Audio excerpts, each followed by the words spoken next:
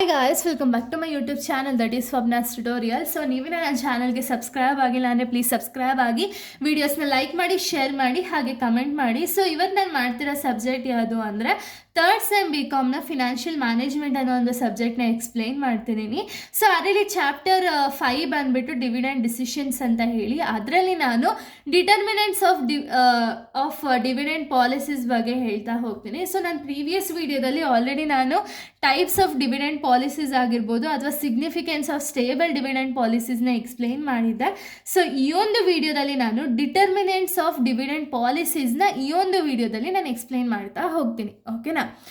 So first one ನಾವು ನೋಡೋದಾದರೆ profitability and cash flow ಅಂತ ಹೇಳಿ ಕೊಟ್ಟಿದ್ದಾರೆ. ಏನಿದು ಪ್ರಾಫಿಟಬಿಲಿಟಿ ಆ್ಯಂಡ್ ಕ್ಯಾಶ್ ಫ್ಲೋ ಅಂದರೆ firm must have a sufficient earnings and liquid assets to pay the dividend. ಅಂದರೆ ಏನು, ಈಗ ಶೇರ್ ಹೋಲ್ಡರ್ಸ್ ಯಾರು ಇರ್ತಾರಲ್ಲ, ಶೇರ್ ಹೋಲ್ಡರ್ಸು ಕಂಪನಿ ಮೇಲೆ ಡಿಪೆಂಡ್ ಆಗಿರುತ್ತೆ ಅಲ್ವಾ.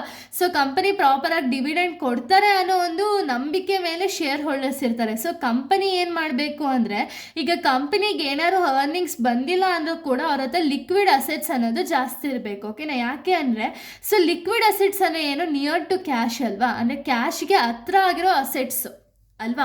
ಸೊ ಇದನ್ನ ಮಾರಾದ್ರೂ ಕಂಪನಿ ಶೇರ್ ಹೋಲ್ಡರ್ಸ್ಗೆ ಅಮೌಂಟ್ನ ಕೊಡೋ ರೀತಿ ಕಂಪನಿಯವರು ಇರಬೇಕು. ಅಕಸ್ಮಾತ್ ಸಫಿಷಿಯೆಂಟ್ ಎಷ್ಟು ಬೇಕೋ ಅಷ್ಟು ಅರ್ನಿಂಗ್ಸ್ ಇಲ್ಲ ಅಂದರೂ ಕೂಡ ಏನು ಲಿಕ್ವಿಡ್ ಅಸೆಟ್ಸ್ ಇದೆಯಲ್ಲ, ಲಿಕ್ವಿಡ್ ಅಸೆಟ್ಸ್ನ ಮಾರಿ ಆದರೂ ಒಂದು ಪ್ರಾಫಿಟ್ ಅಥವಾ ಒಂದು ಡಿವಿಡೆಂಡ್ ಅನ್ನೋದನ್ನ ಪೇ ಮಾಡೋ ಸ್ಥಿತಿಯಲ್ಲಿ ಒಂದು ಕಂಪನಿಯವರು ಇರಬೇಕು. ಓಕೆನಾ? ಅದನ್ನು ನಾವು ಪ್ರಾಫಿಟಬಿಲಿಟಿ ಆ್ಯಂಡ್ ಕ್ಯಾಶ್ ಫ್ಲೋ ಅಂತ ಹೇಳಿ ಕರಿತೀವಿ. ಇನ್ನು ನೆಕ್ಸ್ಟ್ ಒನ್ನು ಇನ್ವೆಸ್ಟ್ಮೆಂಟ್ ಆಪರ್ಚುನಿಟೀಸ್ ಅಂದರೆ company with numerous profitability investment opportunity often retain more earnings and pay lower dividends.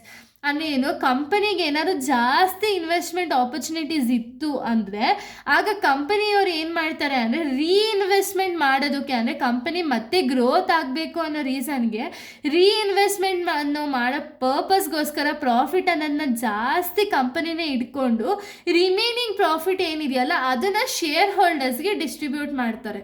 ಓಕೆನಾ? Next access to capital market ಅಂದರೆ firms with easy access to external financing can pay higher dividends. ಅಂದರೆ ಏನು, ಇವಾಗ ಏನಾದ್ರು ಕಂಪನಿಯವ್ರಿಗೆ external financing ಅನ್ನೋರು ಪರಿಚಯ ಇರ್ಬೋದು, ಅಥವಾ ಎಕ್ಸ್ಟರ್ನಲ್ ಫಿನಾನ್ಸಿಂಗಲ್ಲಿ ಅವ್ರು ಏನಾದ್ರು ಇನ್ವೆಸ್ಟ್ಮೆಂಟ್ ಮಾಡ್ತಾರೆ ಅಥವಾ ಕ್ಯಾಪಿಟಲ್ ಮಾರ್ಕೆಟಲ್ಲಿ ಏನಾದ್ರು ಇನ್ವೆಸ್ಟ್ಮೆಂಟ್ ಮಾಡಿದ್ರೆ ಅವಾಗ ಏನಾಗುತ್ತೆ ಅಂದರೆ ಅಲ್ಲಿನ ಕಂಪನಿ ಶೇರ್ ಹೋಲ್ಡರ್ಸ್ ಏನಿರ್ತಾರಲ್ಲ ಅವ್ರಿಗೆ ಹೈಯರ್ ಅಮೌಂಟ್ ಆಫ್ ಡಿವಿಡೆಂಡ್ಸ್ ಅನ್ನೋದು ಕಂಪನಿ ಪೇ ಮಾಡುತ್ತೆ. ಓಕೆನಾ?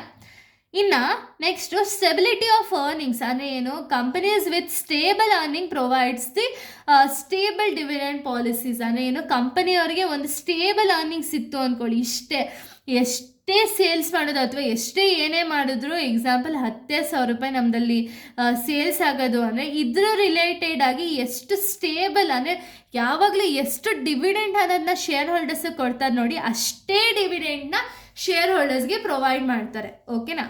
ನೆಕ್ಸ್ಟು ಲೀಗಲ್ ರೆಸ್ಟ್ರಿಕ್ಷನ್ಸ್ ಅಂದರೆ ಏನು, loan agreements or corporate laws impose restrictions on the dividend payments. ಅಂದರೆ ಏನು, ಏನಾದ್ರು ಲಾಗಳಿತ್ತು ಅಥವಾ ಲೋನ್ ಅಗ್ರಿಮೆಂಟ್ಸ್ ಏನಾದ್ರು ಇತ್ತು ಅಂದರೆ ಅವಾಗ ಡಿವಿಡೆಂಡ್ಸ್ ಪೇಮೆಂಟ್ ಮೇಲೆ ಒಂದು ರಿಸ್ಟ್ರಿಕ್ಷನ್ ಅನ್ನೋದು ಇಂಪೋಸ್ ಆಗುತ್ತೆ. ಓಕೆನಾ?